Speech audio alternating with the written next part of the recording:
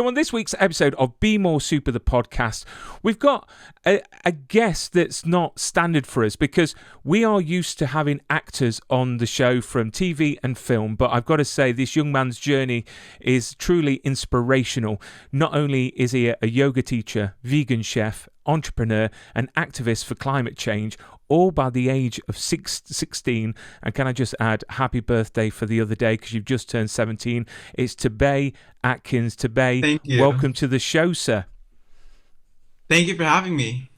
It is an absolute pleasure. And like I just said a moment ago, is that we normally have actors on the show from TV and film.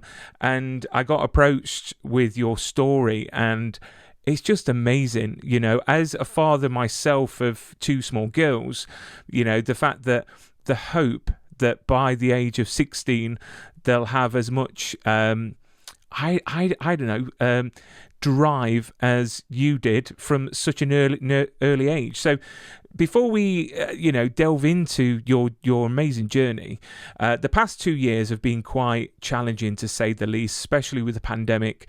We never thought it would be global. You know, it's one of those things that we see in another country and you think, it'll never get over to us. I mean, how have you kept positive and how have you kept moving forwards over the last couple of years during the pandemic? Because you're a young man, you're probably a social butterfly. So it's obviously put all that to sort of rest. So, ask us a lot, how do I stay positive? How did I stay positive during the pandemic? Well, the pandemic was generally a negative situation, but in any negative situation, you can always be positive because there's always a positive in every negative situation. Even though the pandemic was, most of all, like I said, negative, there's so much positive that came out of it. I've been able to connect to people like I've never been able to connect before digitally, like we're doing right now. In a way I never would have planned doing it if there wasn't a pandemic. I think although physically it separated us so much, it brought us together in a new way, connecting with more people, learning people's stories, and really, bringing in new opportunities. Like for me, that's when I started teaching digital yoga classes. I didn't really do that very much before, not at all, and I never would have planned on doing it anyways. Nothing I really thought of. But then once the pandemic came along, it kind of forced me to do that. And it was such an interesting experience at first because before that I was used to teaching classes to a camera, not teaching Zoom classes, but teaching filming yoga classes for a video series. And now teaching people through the camera, like actually live through the camera, was a new experience, but also brought lots of new opportunity because before that, I was just teaching in person, which was limiting for a lot of people because the only people that could take my classes were the people who were there. But I've been able to connect to new students and teach people globally like I haven't done before. Yeah, I mean, do you know what? You have done so much in your life so far in your first 17 years. And let's talk about yoga because I haven't got a clue on yoga. Literally, I make unusual noises just getting my socks on. And I don't know if that's just age or just lack of flexibility. So I hear the term yogi put about. Me, I straight away think Yogi Bear. You know, the cartoon on Yogi TV. Bear, yes. But if you could describe, how you got into yoga, because I don't know if you are still, but you was the youngest yoga instructor in the United States, which I think is phenomenal. So if you could talk to the viewers and listeners about how you got into yoga, because I think it's astonishing. So I got into yoga when I was 7. And yoga wasn't something that's been a part of my life since I was a baby.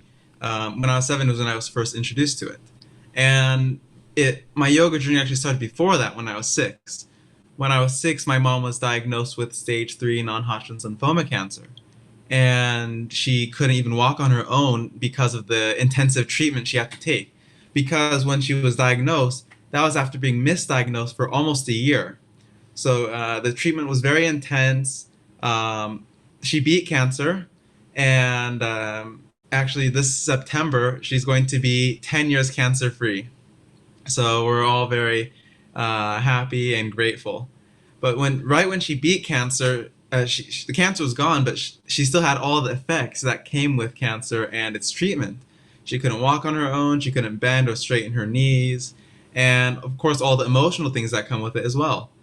I was 7 when she beat cancer, and when she was 2 weeks cancer free, she got into a 200-hour vinyasa yoga teacher training. And that was her first. It's not like she went to yoga because she thought it was going to help her heal. She didn't know what yoga was. She barely knew how to spell yoga. And it was actually one person was reaching out to her during her cancer treatment, who her mom passed away from cancer and her sister was going through it at the time, who later passed away. And she was reaching out to my mom, just telling her, I know what you're going through. I'm here to support you if you need anything. My mom was in a place where she just didn't really want to reply to messages. She didn't want to see people. She didn't want another person to say, you'll get through this, because it's not a cold, it's cancer. Anyways, this person kept on reaching out. When my mom beat cancer, she, thought, this lady was so nice to me, reaching out during my cancer treatment. I'd never even met her. I don't even know who she was. But I should, meet her for tea or juice just to thank her. So anyway, my mom messaged her back and said, do you want to meet at this day and time? She just chose a random day and time. And the lady said, yes, I'm at this gym getting off work. So my mom got to the gym that day that she chose and walked into the room and saw her and 8 other super yogis who had these big fat manuals in front of them about to start a 200-hour teacher training. My mom said, oh my gosh, I came at the wrong day, wrong time.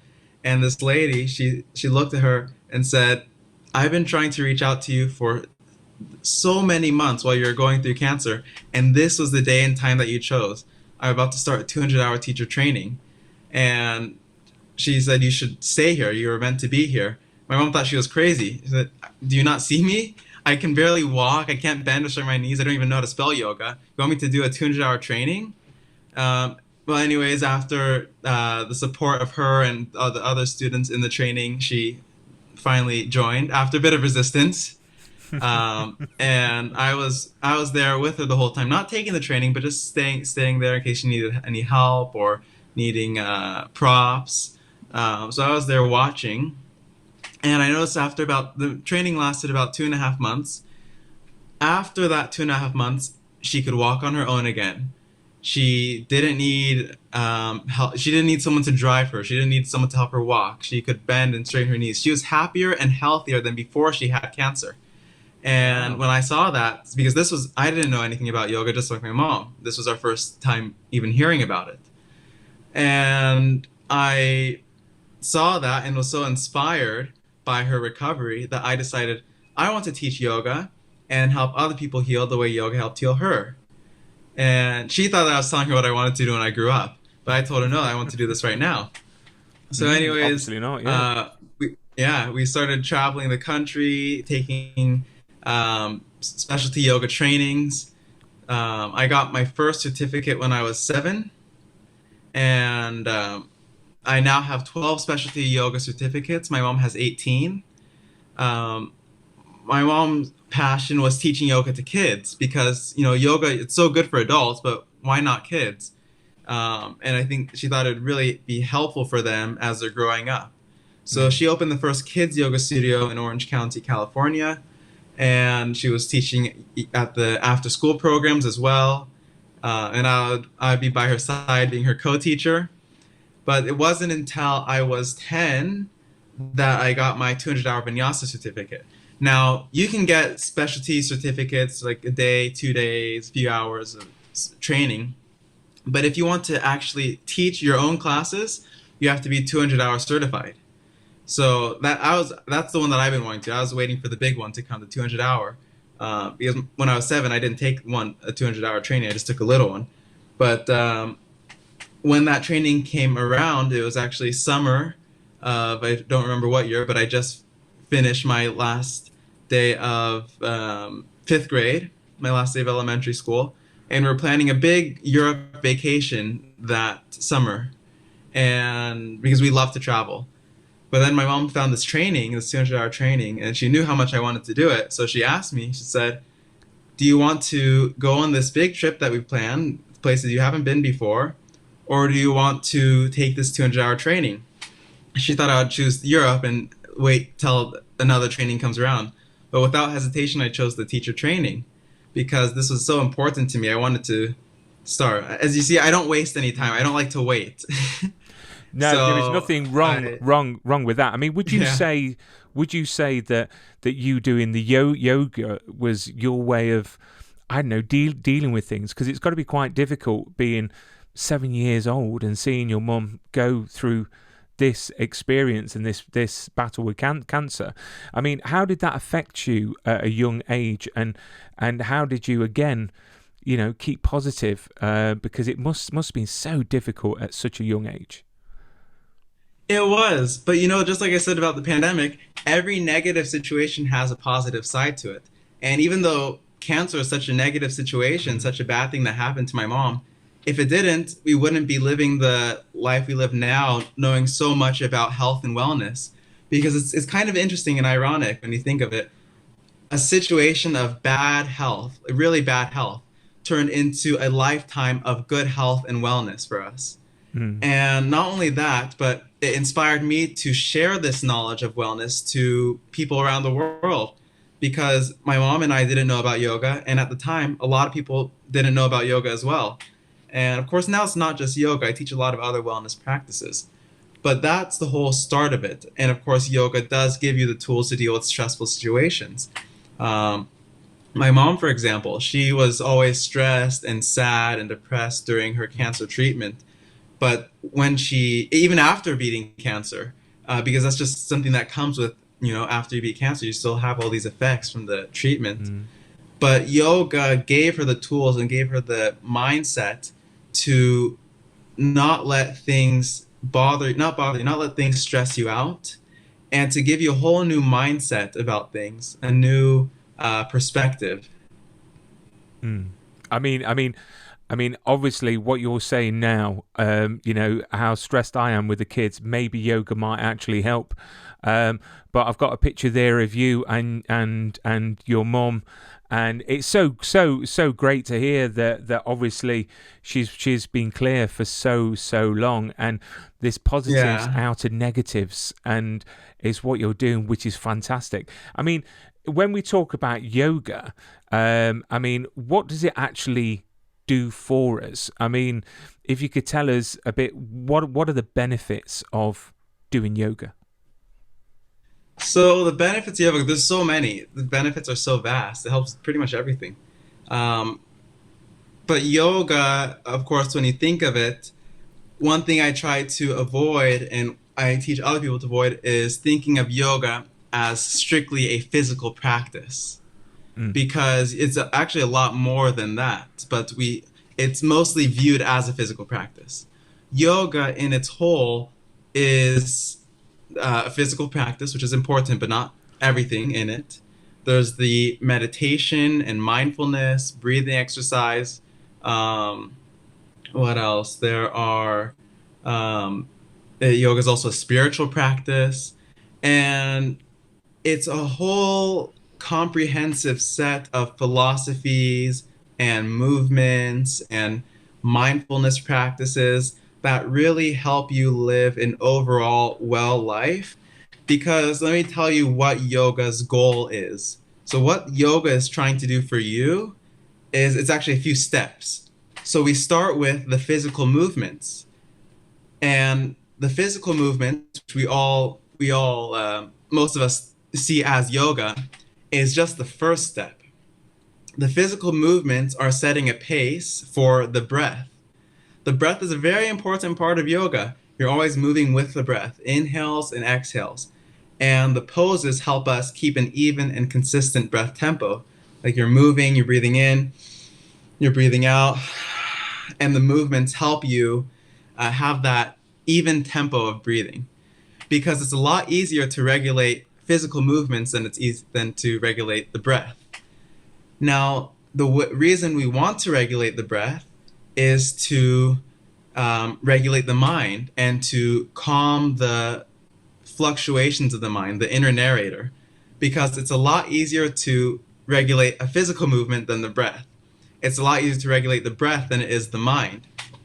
And calming the mind and reducing the inner narrator is also not the end goal. That's another step. That's step 3.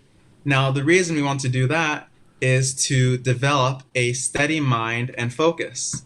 So by calming the inner narrator, we're able to have a better focus.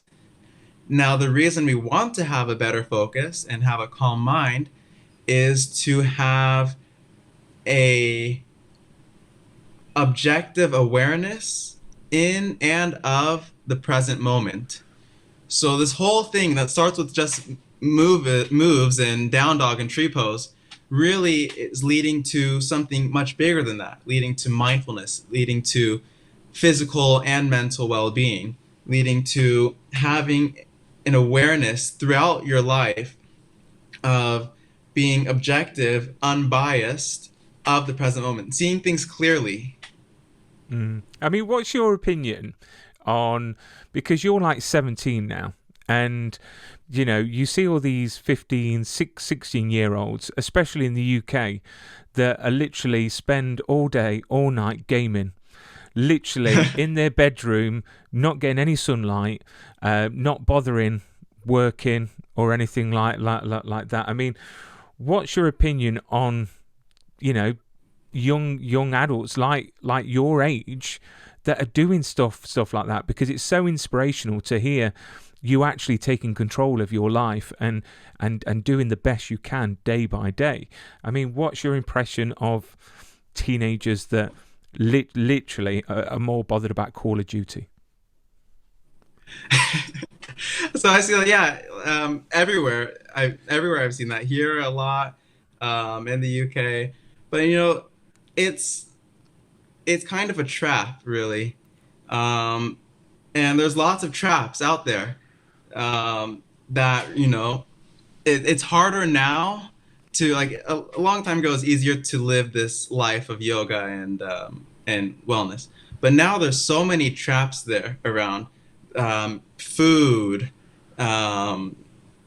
electronics, all the games and things like that, and so many distractions that are pulling you in.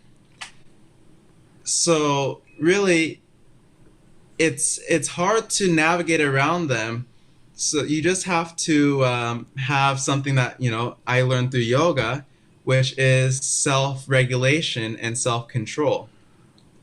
Now, this is that's why, you know, you move your body, you regulate the breath, you're regulating the mind.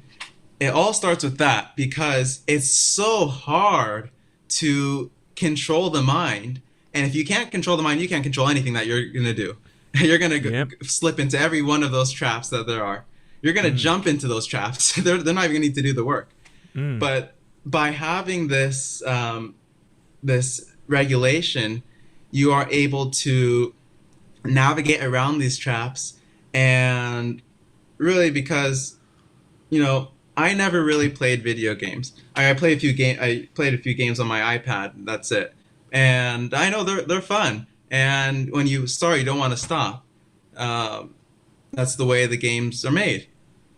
But to realize that there's a lot more in life than a new high score requires this awareness of the bigger picture, which is another yoga lecture that I've learned.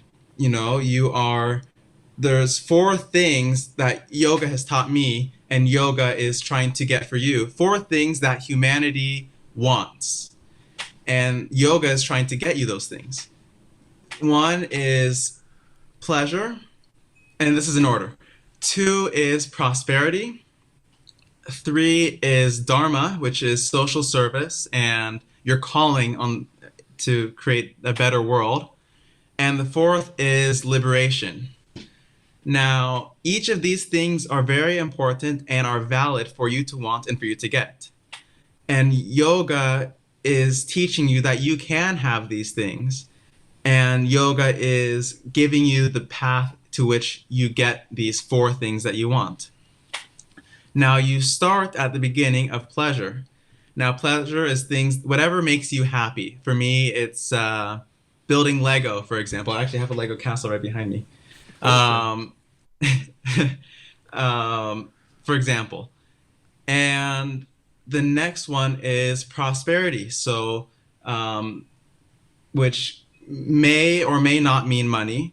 That's the main one, but it could be other things than that. Pleasure is the first step, and it's a valid step. But you want to also realize that there's more steps ahead of you. Prosperity is more of a worthy thing to reach for. They're all worthy, but a bit of a bigger thing to do because it involves other people. Pleasure is ultimately private, but prosperity involves the lives of others. Now, continuing on, you move to Dharma, which is even bigger because Dharma is your mission and your calling, and the reason you believe you're sent to this planet. What you want to do to leave the world better than how you found it. And this can be activism for whatever you believe in, whether it's animal rights or climate change, whatever it is you want to do to, help people. Like me, when I started, I wanted to help keep people healthy and well through the practice of yoga, clean eating, vegan food, and everything else that I'm teaching. Mm. And the last step, which is the highest up, is liberation, freedom. What is it? Joy and liberation. Now these are the final goals of yoga, and I'm lucky myself because by choosing yoga as what I do, I checked out all four of those boxes. Because yoga, I like yoga, so pleasure. 2, prosperity, this is my job, my career, so it falls under that box. 3, Dharma, this is my mission, this is what I'm doing to help make the world a better place. And 4, yoga is a liberating practice. The practice of yoga leads to liberation. So yoga is helping me get all 4 of the things that I, as a human being, want to achieve. That is awesome. And do you know what? When you talk about Dharma, my dad, sadly, I lost to cancer just over a month ago. Sorry about that. And no, it's fine, because he's definitely, you know what? He used to say, always leave the world a better place than you found it. So when Exactly. you said that, literally it rang home, and it's great to see that you want to make the world a better place, because there's so many people out there that don't care about the world, don't care about people around them, and exactly. Yoga teaches you to live in the present, but you don't want to blindly live in the present. You know what I mean? You don't want to live in the present thinking, I'll do whatever I want, doesn't matter what happens later. You want to live in the present, but in a sustainable way, and in a way that will lead to a better future as well. Yeah, and you know what? We'll talk about the work that you're doing, being an activist for climate change and everything like that. But before we move on, you're in quite demand with your yoga. If I read this correctly, Deepak Chopra and even the Kardashians. I mean, and you're the face of what we would say in the UK, Nike. But in the US, you say Nike, which I think is great. Yes. So what's it like being in, demand? Because I'm sure there's loads of yoga teachers out there, but for you, something's obviously clicked in place, and you must be doing an amazing job. I mean, what's it feel like to be such a success and such in demand at such an early age already? Well, it feels great because I am, by teaching in a way that resonates with people and people want to have my teachings and learn from me. It's great because especially these people on high platforms, by teaching through them, to them, and using their platforms helps me share my message and my teachings to a bigger audience. And that has been so great for me to reach my mission of keeping people healthy, because the more people that know about what I'm trying to teach, the more people can implement that into their lives and live healthier and more sustainable. And you talk about living healthier. So you're vegan, and so is your Yes. mum. I've got quite a few friends that are vegan, as well. And you've not only turned your lifestyle, you've turned it into a business as well. And I've got a lovely picture here. So there we Yeah. go. Tabay's Mindful Kitchen. And not only have you done that and you do loads of videos online, you also started up your own business, which again, I think it's amazing. How did that come about? And talk to us about, the benefits of being a vegan, because from a health point of view, it is very good. I think that more people should. I mean, what do you think is stopping people from, ditching the meat and turning to plant-based? And how did the Mindful Kitchen business start? Because I think it's great for someone your age. So cooking, it started from a long time ago, actually, when I was very little. My mom has been a chef since she was a kid. She's been cooking, not a chef since she was a kid. She's been cooking since she was a kid. She went to Le Cordon Bleu Culinary School back in 2000. So cooking was very important to her and a big part of her life. She taught me how to cook when I was very young. So I was always in the kitchen helping her cook. She was teaching me how to make things. So when we became vegan in 2017, it was very easy for us to make the switch because we were already chefs, already know how to cook. So we just have to change some ingredients around and make the same thing. And turning it into a business wasn't is actually two things. It's turning into business, like prosperity, step two, but also Dharma, step three. Because the whole reason I wanted to start at the beginning, way before the food truck, teach cooking classes, make cooking videos, and do things like that, was to show people how easy it is to be vegan, to make your own foods that taste just like the non-vegan foods that we all know and love. And the food truck was a way of amplifying that and making that message even better and bigger. Very big. It's a 36-foot truck. Um, the whole my whole idea and mission behind opening up a food truck was to not just teach people how to make their own food and how to go vegan, but to make food for the people so they can eat it. And the food does all the lecturing. I don't need to lecture on about veganism. They eat a vegan burger of mine, and it does all the lecturing. It's like I don't even need to tell them. They say, "Oh wow, this is vegan. I can definitely go vegan. I'm not going to miss anything." And it's worked because 90% of our customers aren't vegan and they come back for more. They're repeat customers. There you go. There you go. And I have seen a few of your videos online, and I'm actually going to give a couple of them a go because, my kids love all the fresh food. And I think that the more organic and fresher, ingredients we use, it's going to be better for us. And it's a whole thing of, reducing the carbon footprint and Yeah, turning that cycle around, which is key because again, you mentioned it earlier on that there's some people that don't think about the future and where we're going to exactly. be in 20, 30 years. And we look at climate change now, it's just ridiculous. But you've also won an award for your Mindful Kitchen as well, so congratulations. That was from, Thank you. is it PETA? PETA? Pizza, yeah. I People always for the get ethical confused on treatment how of to pronounce stuff. so, animals. th- I used to as well. so that is awesome. So what's the plan with that business then? Is that a plan at the moment to have one, or is it a case of franchise? Is it a case of we're going to get no more McDonald's and it's all going to be the Mindful Kitchen everywhere we go? Let's hope so. So yeah, I'm not sure at the moment. I mean, I only started this 2 months ago, so who Wow. knows where this is going to lead. It could lead to more trucks. It could lead to a brick and mortar, a franchise. So I've been actually thinking a bit about that recently, wondering what how can I continue this? And it's a bit interesting because this whole thing was actually a bit spontaneous.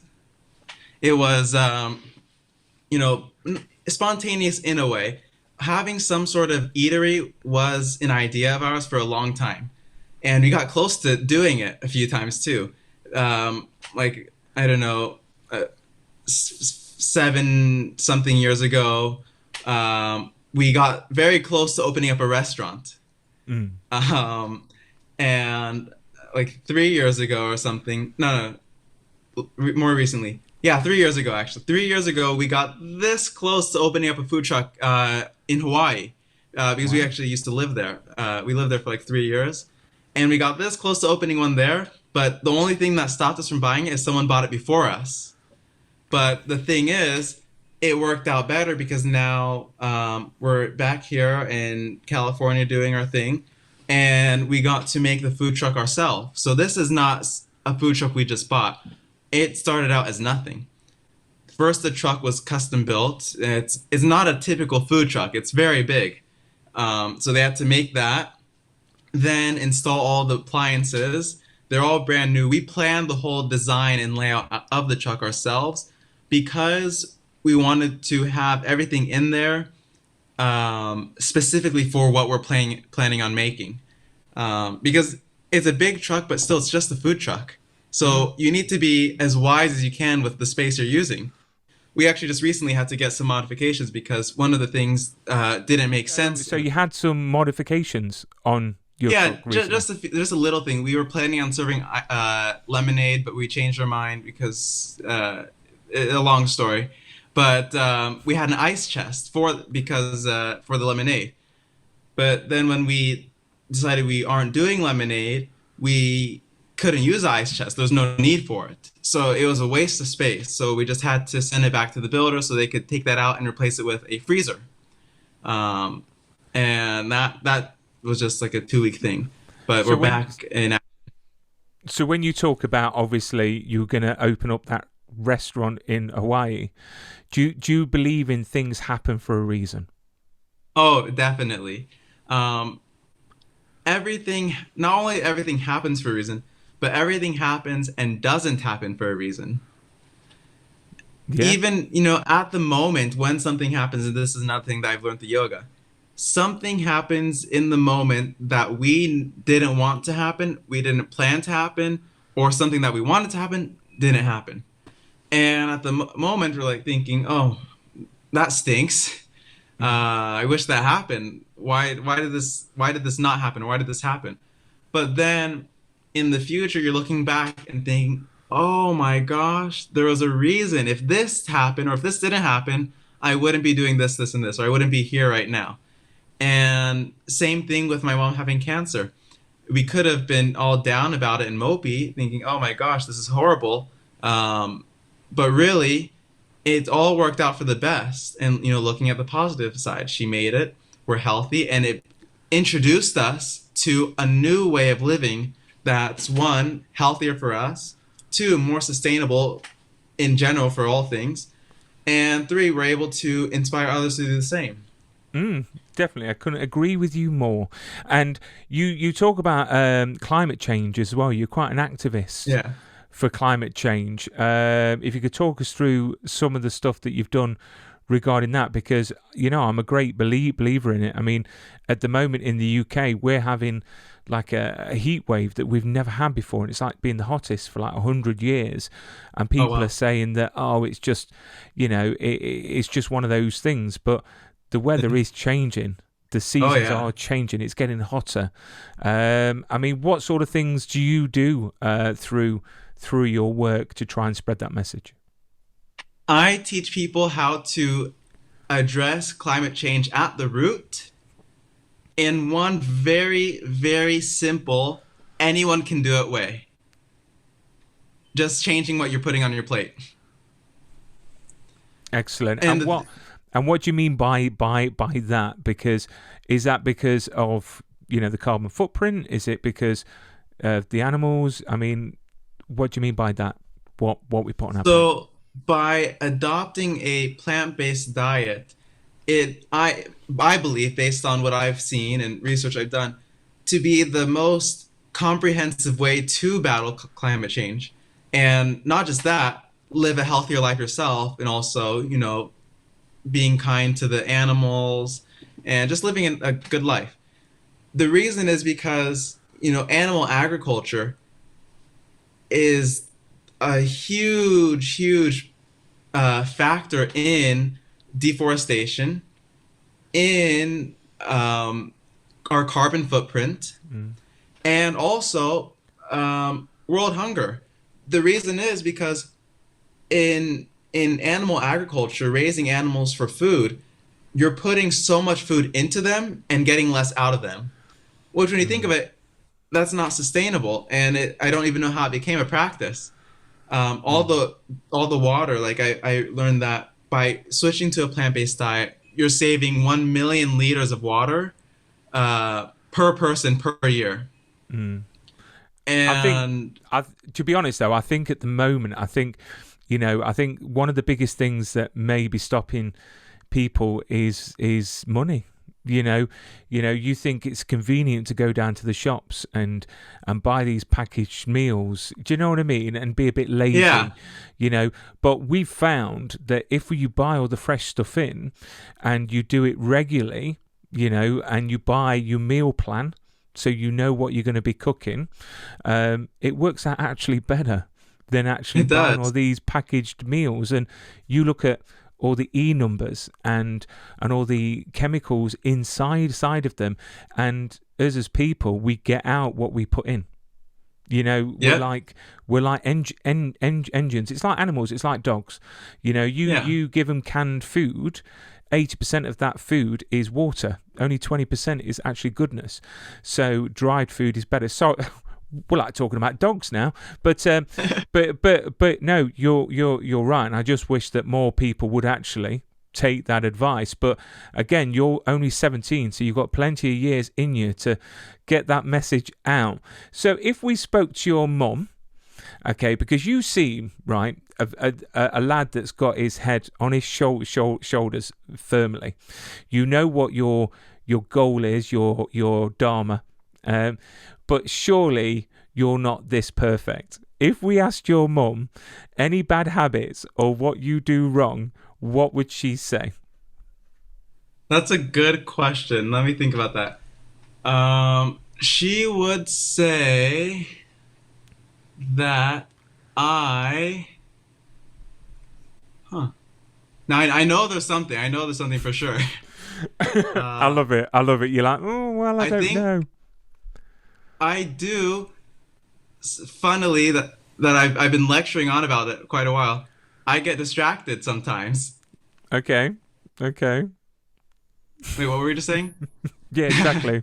Yeah, exactly. No, it's fine. I mean, the thing is, I just think it's every parent's hope that if there's any parents watching this or listening to this, is that our kids grow up and be young adults like yourself. And it's so lovely to hear that you've got such a supportive and loving mum that's gone through a lot, and she's just there, behind you, living the dream of having a son that's so inspirational, which is just fantastic to see. And the thing is, I wouldn't have been able to do anything that I've done without her support and her guidance as well. Because a lot of kids do want to do good things in the world. A lot of kids do want to go vegan. A lot of kids do want to do something, but one of the main problems is their parents. Sometimes their parents aren't supportive of what they want to do. For veganism, for example, I've seen a lot, personally myself, I've seen a lot of kids who are inspired to go vegan, but their parents are the one thing stopping them. Really? Yeah. And it's sad because, kids get it. Kids get it more than adults because they've been around less time, which means they're less conditioned and they see things more clearly. And with that, with the windows of perception relatively clear, they understand, one, that animals are not food. Mm. um, they're confused too by our practices of treating certain animals as pets, and certain animals that we love, certain animals that we eat, and certain animals that we kill. Mm. And kids are putting two and two together and realizing, and that's why you see so many young activists out there, Mm. because we see clearly. So we just need to get the squeegees and clear the perceptions of people who have, because if you've been around longer, things become normal and you Mm. become conditioned to the way of living. That's why yoga is trying to uncondition you. It's trying to get you to see clearly. Those 5 steps, or however many steps I told you in the beginning, of physical, breath, and mind, all those things lead to an objective awareness, which means you are seeing things objectively, unbiased, and with no opinion whatsoever involved in how you do things and in what you see, which is also a teaching in Buddhism that I've learned about, which is shunyata, emptiness. It teaches you that everything is empty, a perception.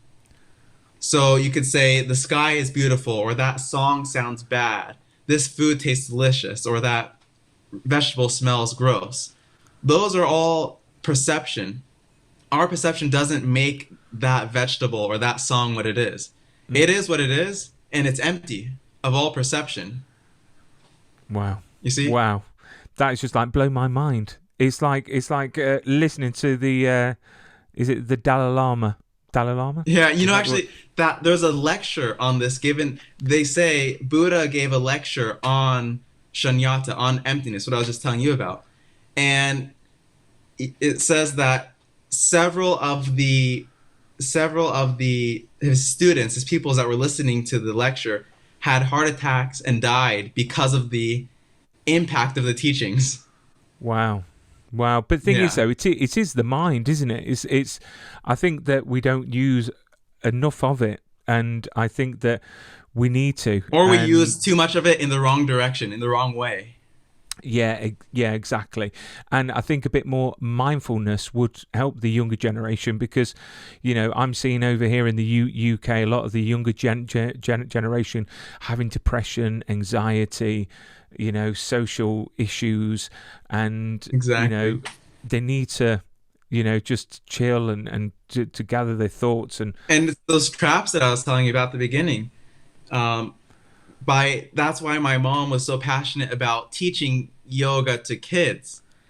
It's because yoga, having this mindfulness practice, helps you stay out of those traps, helps mm, you be more mindful. Therefore, not being anxious, having anxiety, depression, and really being able to, live a nice, happy life with a mindset that yoga gives you.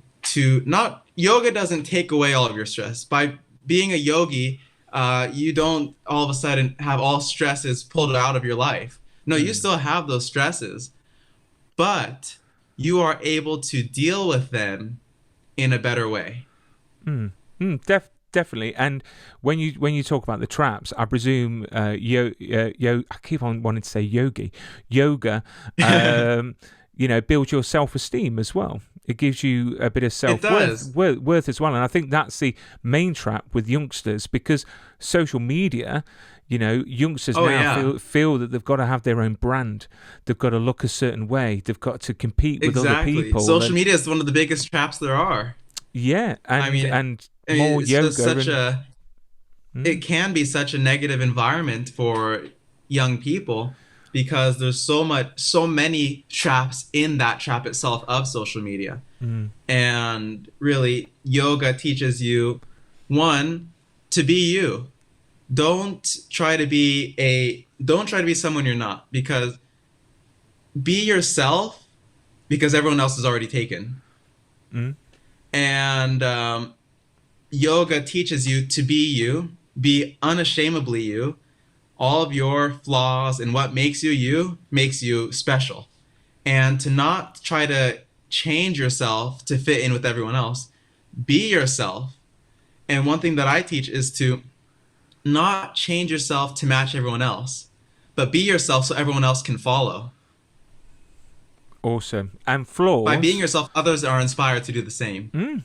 And I don't believe people have got flaws because it's just differences. And I think that the Exactly. Like I most said, it's just perception. yeah, and I think the most beautiful thing about life and people are the differences. Do you know what I mean? If we're all Exactly. carbon copies of each other, this is Where's the diversity? exactly, and this is what I teach my girls: is that we want to live in a world of diversity and inclusion, and all Exactly. we're human beings on this planet. And you talk about parents, being one of the main things about kids not wanting to go vegan. Believe me, I would be vegan every single day if I knew my kids would eat everything on that plate. Yeah. I would literally cook, and whatever they wanted, I am there for. So how can fans follow you? Because you've got your own website. You do your YouTube. So you've got tabayatkins.com, which I'll put the link in the description of the video. So what do you do Thank on you. your website? Is that to do with the yoga and products, etc.? So yeah, the website, that's where you can find the charities and organizations that I support. That's where I did my online video series of yoga and cooking. And yeah, so that's for that one. Also, tobaysmindfulkitchen.com is for the food truck. That one, you can just see what we offer on the food truck. And if you're local, you can order food from and pick it up at the food truck. I love that. Um, If you're local, so not yeah, in exactly. in the UK. Luckily, like 80% of my listeners are based in America or Canada, so I suppose they Okay, still wouldn't be local. But yeah, no, that would it be could be, wonderful to but see. also Mm, my main platform is Instagram, okay, which is at Tabay Atkins. That's where I post all of my upcoming events, my upcoming projects, and all the things that I'm working on right now, whether it's food truck, yoga, cooking. And you can find everything about me there.